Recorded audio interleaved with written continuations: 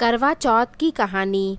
एक साहूकार था जिसके 7 बेटे और एक बेटी थी। सातों भाई व बहन एक साथ बैठकर भोजन करते।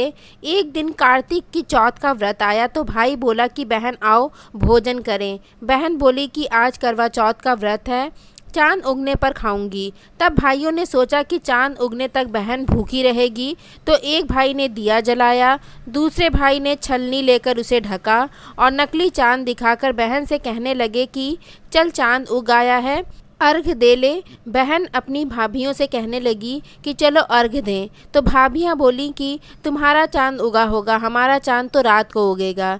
बहन ने जब अकेले ही अर्घ दे लिया और खाने लगी तो पहले ग्रास में ही बाल आ गया, दूसरे ग्रास में कंकड़ आया और जब तीसरा ग्रास मुंह की ओर किया तो उसकी ससुराल से संदेशा आ गया कि उसका पति बहुत बीमार है, जल्दी भेजो।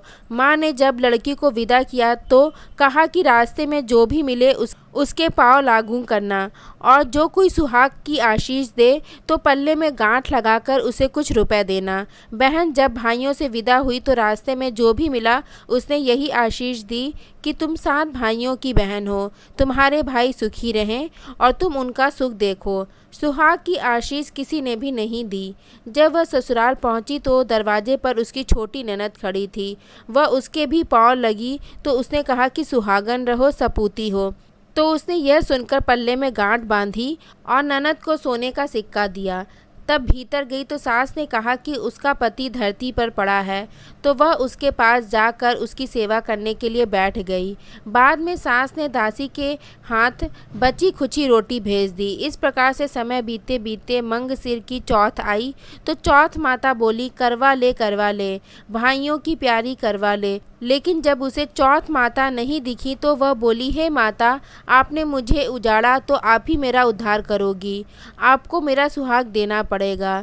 तब उस चौथ माता ने बताया कि पौष की चौथ आएगी, वह मेरे से बड़ी है, उसे ही सब कहना, वही तुम्हारा सुहाग देगी।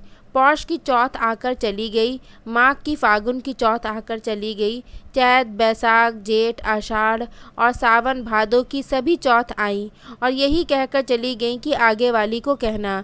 असौज की चौथ आई तो उसने बताया कि तुम पर कार्तिक की चौथ नाराज है, उसी ने तुम्हारा सुहाग लिया है, वही वापस कर सकती है, वही आएगी तो उसका पाँव पकड़कर विनती करियो।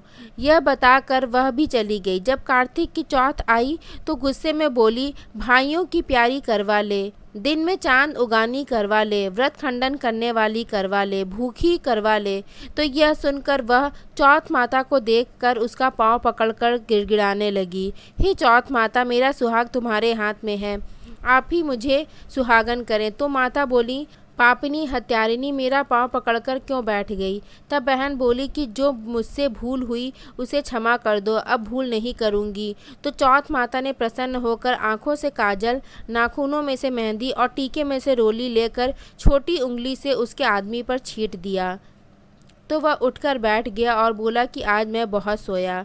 वह बोली, क्या सोया, मुझे तो 12 महीने हो गए। अब जाकर चौथ माता ने सुहाग लौटाया। तब उसने कहा कि जल्दी से चौथ माता का उज्जमन करो। जब चौथ माता की कहानी सुनी, करवा पूजन किया तो प्रसाद खाकर पति पत्नी दोनों चौपड़ खेलने बैठ गए। नीचे से दासी आई, उसने उन दोनों को चौपड़ पासे खेलते देखा तो उसने सासू जी को जाकर बताया।